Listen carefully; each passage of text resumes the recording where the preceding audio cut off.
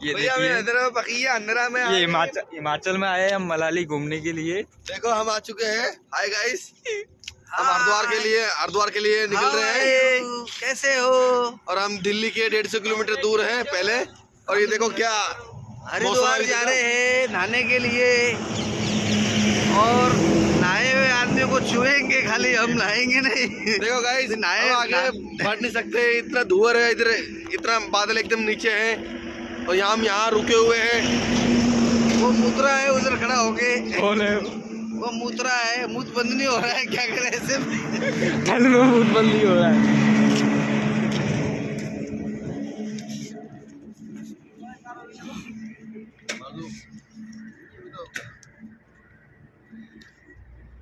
भाई पहली बार हरियाणा पहुंचा जी। हरियाणा का मौसम जो मजा आई है, लेकिन अभी वापस जागवा करी थी राजस्थान में। बहुत अजीब मौसम से, बहुत माउंट आबू भी है भी सर, मतलब ना हो आए थी गाड़ी अभी बोलो। हमारा भाई सिर्फ मजा आई।